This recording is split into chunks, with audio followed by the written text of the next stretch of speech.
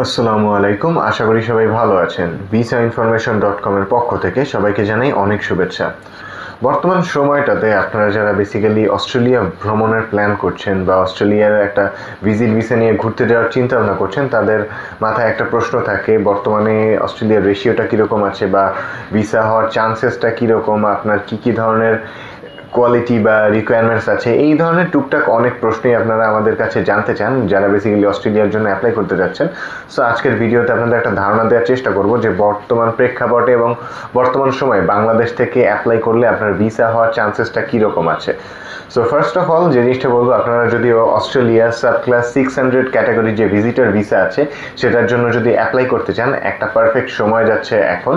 Cause বর্তমান সময়টাতে visit ভিসার ইস্যু হওয়ার রেশিওটা অনেক বেশি আছে। আমরা বিগত 2 মাস যাবত যে জিনিসটা খেয়াল করছি সেটা হচ্ছে বর্তমান সময়ের রেশিওটা অন্যান্য সময়ের থেকে তুলনামূলকভাবে বেশি আছে।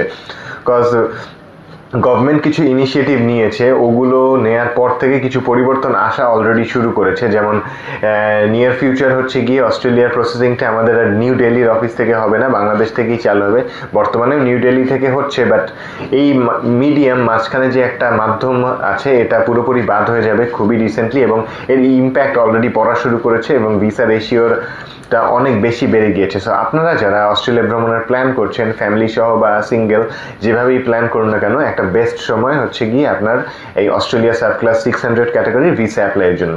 সো এখন কথা হচ্ছে আপনি হচ্ছে কোন উপায়ে অ্যাপ্লাই করবেন বা কী কী জিনিসগুলো আপনাকে মেনটেন করতে হবে।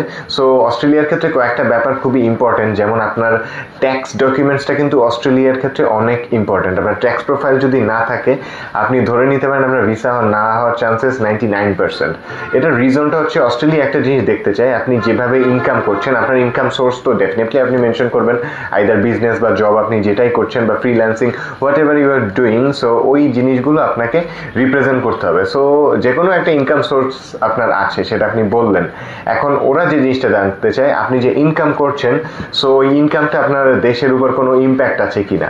সো যদি ইম্প্যাক্ট না থাকে তাহলে হচ্ছে ওরা আপনার ইনকাম সোর্সটা ভ্যালিড বলে মনে করবে না। সো আপনার ট্যাক্স প্রোফাইলটা খুবই ইম্পর্টেন্ট অস্ট্রেলিয়ার ক্ষেত্রে। আপনি যে ইনকাম করছেন, এর একটা গভর্নমেন্টকে ট্যাক্স দিচ্ছেন নিয়মিত, ভ্যাট, এই জিনিসগুলো ওদের কাছে খুবই ইম্পর্টেন্ট। সো আপনার ট্যাক্স প্রোফাইলটা খুবই সুন্দর করে ওদের কাছে রিপ্রেজেন্ট করতে হবে। লাস্ট 3 ইয়ারের ট্যাক্স রিটার্ন সার্টিফিকেট এগুলো দিলেই হচ্ছে।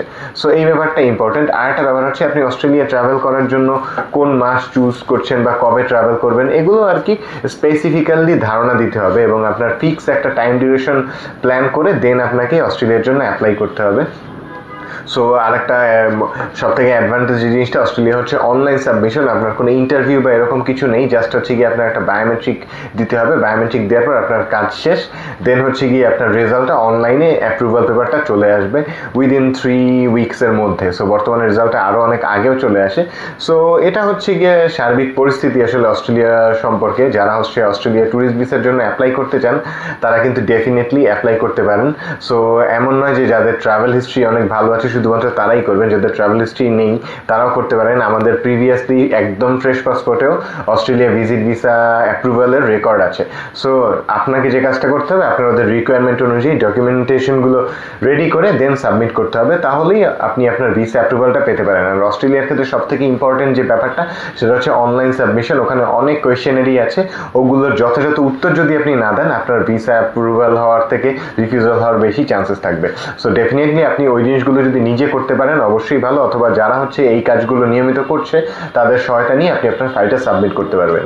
সো আশা করি একটু হলেও আপনাদেরকে কিছু ইনফরমেশন শেয়ার করতে পেরেছি। অস্ট্রেলিয়া ভিজিট ভিসা রিলেটেড যে কোনো ধরনের সহায়তার জন্য চাইলে সরাসরি ভিজিট করতে পারেন আমাদের অফিস, বা কল বা নক করতে পারেন স্ক্রিনে দেওয়া নাম্বারে। সবাইকে অনেক ধন্যবাদ।